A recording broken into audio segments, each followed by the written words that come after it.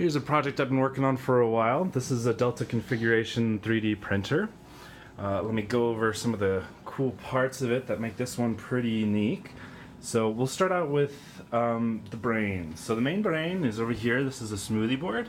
So this is a 32-bit based board, so it's really great for this for the Delta configuration where you need a lot of precision and accuracy with control over the stepper motor. So this controls all the stepper motors, all their positions, the hot end heater up here, the environmental chamber heater back here, and then also the heated bed right there. Back here we have a Raspberry Pi Zero. This is controlling these individually indexed RGBW LEDs. Then I have Raspberry Pi 3. This is running Octoprint, which is controlling the smoothie board and telling it how to move the printer.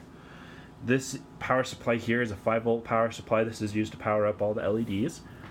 This is a 24-volt power supply, something like 20 amps. So this is for the heated bed to get it up to ridiculously high temperatures, ridiculously fast. This is not an ordinary power supply.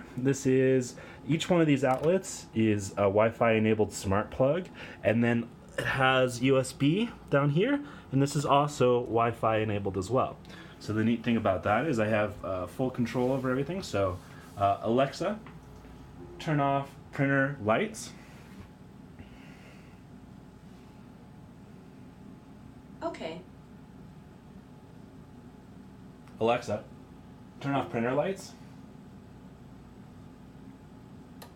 Okay. I don't know why it didn't work the first time. It worked the second time perfectly. Alexa, turn off printer power. So that will be that power supply inside of there. That power supply is just a regular computer power supply that does all the stepper motors and heats up the hot end. Alexa, turn on printer power. Alexa, turn on printer lights. Okay. So the cool thing about these lights here is the Raspberry Pi back here is communicating with this Raspberry Pi back here over Wi-Fi, basically just getting its state and its temperature. I'll show you what that interface looks like. It's loading real quick. So this is Octoprint running on the Raspberry Pi. So right now it's being cooled down. So what I'm going to do is I'm going to set it to start heating up the hot end. And we'll see what happens. So I'm going to click it right now. So as soon as that happens, it starts to, the Raspberry Pi Zero picks up that there's been a temperature change and that we're now heating up. So it's going to display the progress of the hot end heating up. So it goes pretty quickly. It fills up clockwise all the way to the back there. The lights on the environmental heater aren't working quite yet, but this will show the temperature inside of the enclosure. So you see it's heating up nicely.